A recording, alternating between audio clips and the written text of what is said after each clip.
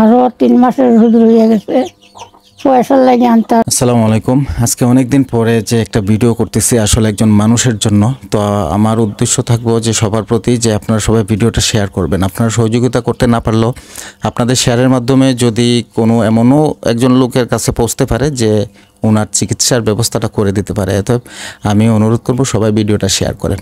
যে আমি আজকে যে বাড়িতে আসছি এটা হচ্ছে আমাদের গ্রামের মুকিপুরের আজগর আলী বাড়িতে আসছি। তো ওনার ওয়াইফের মানে কিডনিতে এবং হার্টের সমস্যা।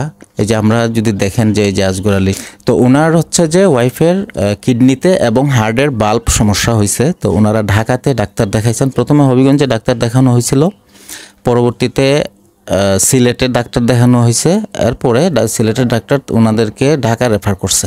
প্রতি মাসে প্রায় 10 থেকে 15 হাজার টাকার ওষুধ মানে তার ইউজ করতে হবে। তো এইভাবে প্রায় 3 মাসের ওষুধ লাগবে। তারপর অপারেশন করতেও মোটামুটি 7 থেকে 8 লাখ টাকা লাগবে। এখন আপনাদের প্রতি আমরা দ্বারস্থ হয়েছি ওনাকে নিয়ে, বা ওনার ফ্যামিলি আপনাদের সবার প্রতি একটা অনুরোধ করছেন, আপনাদের সহযোগিতা যদি তারা পায় তাইলে কিন্তু চিকিৎসা করতে পারবে। ওনার কিন্তু একটা বাড়ি ছাড়া আর কিছু নাই, এবং 3টা মেয়ে, ওনার শুধু 3টা মেয়ে বিয়ে দিয়ে দিছে। 3টা মেয়ে, বাড়ি ছাড়া আর ওনার কোনো কিছু নাই যে ওনারা যে চিকিৎসাটা করবে।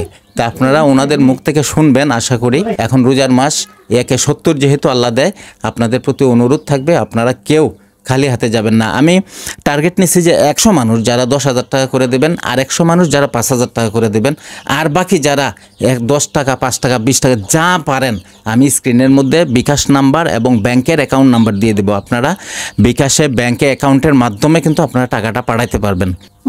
ডাক্তারে কইছে অপারেশনের কথা অনেক টাকা লাগে, আরো 3 মাসের ওষুধ রয়ে গেছে, পয়সা লাগে আনতে পারছি না। বাকি ওষুধ দিব পরে, তো পয়সা জোগাড় করে তো আনতাম। মানে কম লাগতো না আসলে। আল্লাহর রাস্তে সাহায্য চাই, দয়া হয়। যদি টাকা পয়সা না থাকে তাহলে তো চিকিৎসা করার কোনো সুযোগ নাই।